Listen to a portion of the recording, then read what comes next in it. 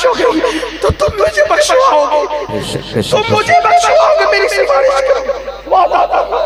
امام جعفر صادق جب اپنے مریدوں سے، دوستوں سے، ساتھیوں سے ملتے تھے تو ان کا ہاتھ اپنے ہاتھ میں لے کر اپنا ہاتھ ان کے ہاتھ میں دے کے کہتے تھے وعدہ کرو اگر تمہاری بخشش ہو گئی تو تم میری سفارش کرو گے اور میری بخشش کرواؤ گے، اگر تمہاری بخشش ہو گئی تم میری بخشش کروا دو گے، اور اگر اللہ نے میری بخشش کر دی تو میں تمہاری سفارش کر کے تم کو جنت میں لے جاؤں گا۔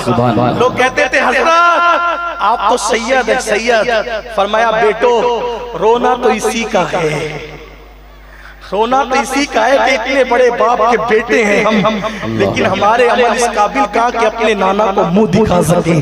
یہ ان کی عاجزی اور انکساری تھی، ورنہ ان کا حال یہ تھا کہ ان جیسا متقی، ان جیسا پرہیزگار ان کے دور میں نہیں تھا۔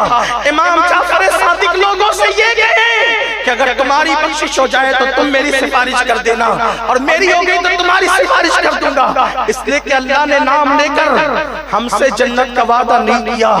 اللہ کی تلوار تو سروں پہ لٹک رہی ہے، اللہ قرآن میں کہتا ہے وَيُعَذِّبُ مَن يَشَاءُ وَيَغْفِرُ مَن يَشَاءُ، کہ اللہ جس کی چاہے گا مغفرت کرے گا اور اللہ جس کو چاہے گا عذاب دے گا۔ اگر اللہ ہمیں چاہے تو ہم کچھ بھی کریں، اللہ ہمیں عذاب دے سکتا ہے، اور اگر وہ چاہے تو ہماری مغفرت کر سکتا ہے۔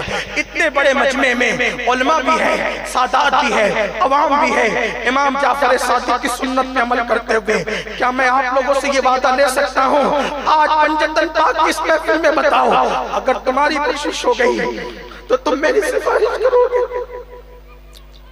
بولو وعدہ کرتے، وعدہ کرو، میرے علماء وعدہ کریں اگر تمہاری بخشش ہو گئی، ہاتھ اٹھا کے وعدہ کرو۔ امام جعفر صادق کی سنت کو زندہ کرو، یہاں سے لے کے وہاں تک بالخصوص علماء کی توجہ ان سے کہتا ہوں امام جعفر صادق کی سنت میں عمل کرتے، ہاتھ اٹھا کے کرو، بولو اگر تمہاری بخشش ہو گئی تو تم مجھے بخشواؤ گے، تم مجھے بخشواؤ گے، میری سفارش کرو، وعدہ کرو، وعدہ کرو، اور میں بھی وعدہ کرتا ہوں اگر میری بخشش ہو گئی تو انشاءاللہ میں تمہارا نعرہ تکبیر، نعرہ رسالت، اولاد مصطفیٰ شہزادہ امام حسین، نعرہ حیدری۔ سنیو اپنے عمل کی کہا جب نبی کا بیٹا جہنم میں جا سکتا ہے، نوح علیہ السلام کے بیٹے کی شکل میں ہم کہاں ہیں؟ نہ زندگی میں جمعہ تک لوگ نہیں پڑھتے۔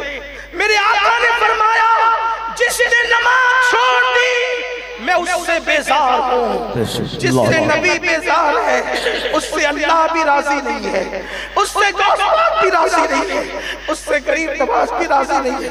سنیو کیا کر رہے ہو؟ آپ کہتے ہیں نبی پاک بخشوائیں گے، بے شک بخشوائیں گے، لیکن میرے نبی نے حضرت ابو ہریرہ سے کہا ابو ہریرہ، اے ابو ہریرہ جو نماز نہیں پڑھتا تو کبھی اس کی صحبت میں مت بیٹھنا، اس کے پاس مت بیٹھنا ابو ہریرہ، جو نماز نہیں پڑھتا تو اس کے پاس مت بیٹھنا۔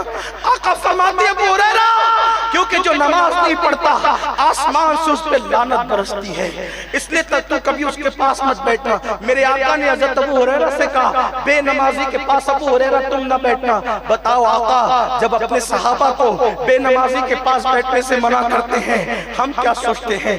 ہم حضور کو خوش کر گئے؟ جو لوگ قبر انور میں قبر میں نبی کا دل دکھائیں، سوچو تو صحیح آپ پریشان نہیں رہے؟ میں تعویذ کا مخالف نہیں، تعویذ کام کرتا ہے جادو کاٹنے میں، تعویذ جادو کاٹ سکتا ہے، اللہ کا عذاب نہیں دور کر سکتا میرے عزیز۔ اللہ کا عذاب دور کروانا ہے مسجد سے رشتہ جوڑو، پیٹ گڑاؤ۔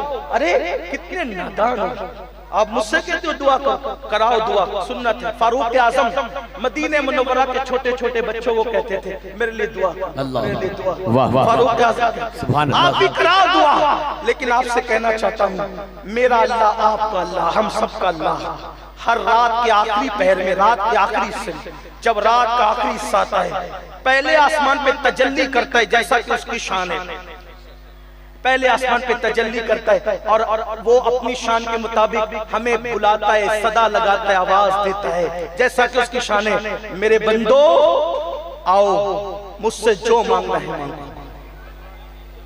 سچ بتانا، جتنا تعویذ والے باباؤں کے پاس جا کے گڑ گڑا رہے ہو، اتنا کبھی اللہ کے پاس تو گڑ گڑا لو یار۔ اللہ